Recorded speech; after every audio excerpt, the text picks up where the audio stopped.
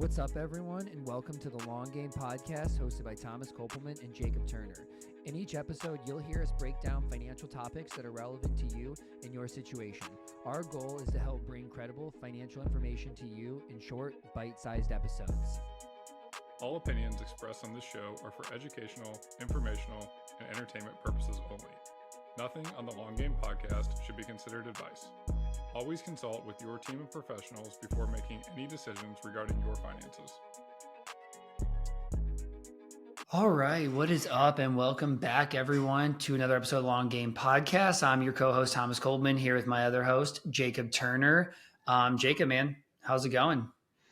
Things are going, man. We were just talking about your recent post on the housing market. We're both recent home buyers, and we've been in the market, so chatting on that, and the obvious rent versus buy and all the things that potentially come with it.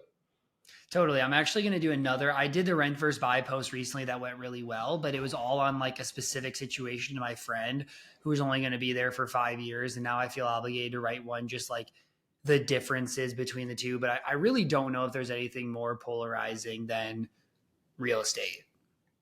I think especially personal real estate, because there's so many other factors to consider, and people don't want to consider the factors. They just want to, if you're on the rent side, you want to ignore all these factors over here. And then if you're on the buy side, you want to ignore all these factors over here. And I think your post for people listening that haven't checked it out is super solid in terms of just outlining different things that you can be thinking about, different nuances, different strategies and techniques that potentially might make sense for you. Yeah. And I think the other side, like you said, personal real estate, the interesting side is like rentals. Even rentals are so polarizing. Like obviously you have the people who love it, you have the people who don't, but then you have people who are like, only you should own it rentals when you can buy them in cash. And it's like, who can buy a rental in cash? And also if you do own a rental in cash, the numbers don't look good. The reason why properties are so great is because of leverage. And it just feels less risky to have leverage on real estate than it does to have leverage on Tesla. Like it's a huge difference. Yeah, I think too, like I've seen so many people that think they're making more money than they actually are making when it comes to rental real estate. I've also seen people that are crushing it. So like there's ends of the spectrum here, but if you're not truly in this day to day, oftentimes it's not near as good as you think it is until you look at the numbers. Totally. I mean, I'm going to ask you this. Do you think maybe we have like a few of these kind of questions? You want to just do like kind of a Q&A episode, totally scrap what we were going to do and talk about a few of these like big debatable life decisions? Well, I think it'd be cool actually to talk a little bit about specifically the housing stuff, because since we both just recently went through it and talking about what you thought about, different factors that I thought about, and not to say that, right or wrong, but I think it would give, people listening, okay, what are Thomas and Jacob thinking about as they're making these decisions when home prices have gone up, mortgage rates have gone up, but you're making a decision that hopefully you're going to be there for years to come. Yeah. I mean, let's do that. I love that idea. I think that, I am totally like an in the middle person on this. Like I rented for a long time until now. I loved it. Like, again, I'm still only 28. Like I bought my first house at 28. I don't feel like that's really late to do it. But I think that the way that this debate gets really hard is that it's not apples to apples. I've never helped a client or seen anybody go from this cost to this cost, right? The average person I know is going from, hey, I was renting, I had a 2-bed, a 2-bath, maybe it was $2,500 a month, to now I'm moving to my forever home in the suburbs. It's 5-bed, 6-bath, $1 million. I'm paying $7,000 a month. Right. Yep. And so I think when you like level set about that, I think you can look and say, in no way are those numbers going to look better. Right? Like you are making that choice because it's more about kind of forever home, the place you want to live, the place you want to have kids, you want to set down roots, you don't really want to move, all of those different types of things. You're typically not moving to anything close to the same price. And so like clients will talk to me about, I'm moving because of the numbers, because my parents told me I need to buy, I need to build equity. And that's great. Like your home's going to appreciate over a long period of time. You are going to build equity, but you can't pretend moving from $3,000 a month rent to $8,000 mortgage that somehow that's going to be financially better because you're building equity. Yeah, there's no common occurrence is what I think I've seen. And oftentimes people want to try to create this common occurrence that you would see, okay, well, if I rented and it was $1,500 a month, I saw this the other day. I rent, I'm paying $1,500 a month. I have a mortgage payment that's $1,500 a month, but I'm not factoring in all the extra costs of owning, which in this scenario, they added in $500 more a month. And in the scenario, they said instead of taking that 500 and putting it into your house for things that break, you're not going to do that when you're renting, and you take that and you put it in the S&P 500 over the next 40 years, and you end up with this much more money. And I'm just going to tell you right now, like that just doesn't happen in reality. And I also think, one thing that Thomas, you and I talk about a lot is this notion that like money is a tool to live our lives. And I do think there's an element to make sure that you're actually using the money towards things that you value. Now, some people would value a home more than other people. When my wife and I first got married and we didn't have kids, we were renting everywhere. And frankly, I thought it was awesome because we could, every year, we just rent a new place, kind of check So out a new I, area of St. Louis. When I was on the road with baseball, we'd rent. So we had all these different experiences and it was a ton of fun. I didn't value owning anything because I didn't want the maintenance of it. I didn't want the upkeep of it. But now that I have kids and, it's like, okay, well, I want these kids to have the memories that I had in the house I grew up in. Buying matters a lot more to me. And again, that's not to say that you can't create memories from renting, because I literally had somebody tell me that on Twitter. Well, does that mean you can't create memories if you're, no, that doesn't mean anything. It's just, there's a lot of factors to think about. yeah, I think, I think in general, my rule of thumb is like, if you're going to stay somewhere for a long period of time, like it's going to be pretty hard for renting numerically to be better. Right. But everybody pushes buying, even though you're not necessarily settled on what you want to do. And I'll tell you, like, I'm working with a bunch of people right now who were pushed to buy. They were like, oh, I'm moving to Austin. We don't have any kids yet. Like, let's buy a townhouse or whatever. And then they're like, well, then we're going to move in 3 or 4 years. And I don't know if you've looked at Austin real estate. Austin real estate's down 30%, right? Wow. So some of these people had $1.4 million condos that are worth 1.1. They put 20% down. They legitimately can't even extract from it. Like they're upside down to leave, but they have one kid. They're going to have a second pretty soon. They work from home.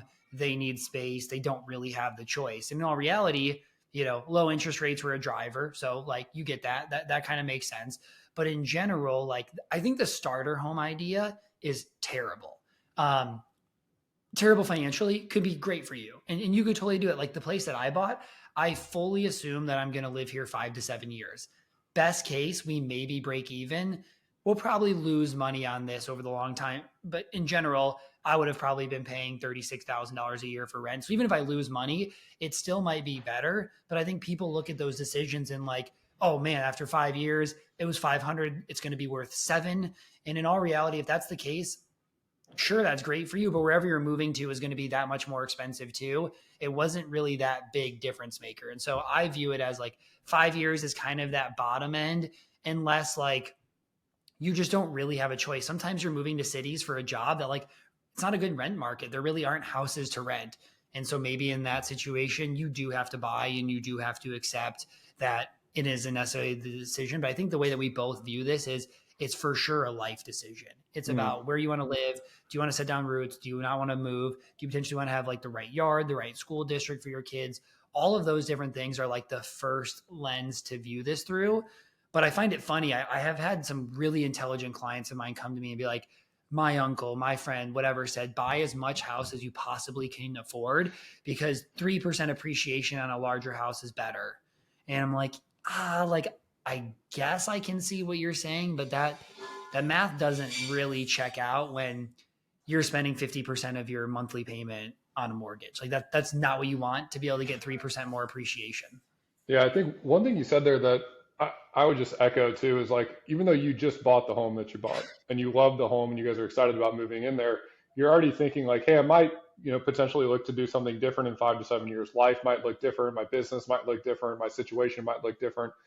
And, I would just echo that. When my wife and I bought our first house, we bought it with the intention of staying there for about 7 years, like to the point that we actually got a 7-year arm on our mortgage, which would be adjustable after 7 years, because I said, after 7 years, I either want to have this house paid off or we're probably going to have moved, right? And that was about 9 years ago. So we ended up paying off the house and we stayed there for another 2 years. And now we're going to hopefully sell the house here in the next couple of months.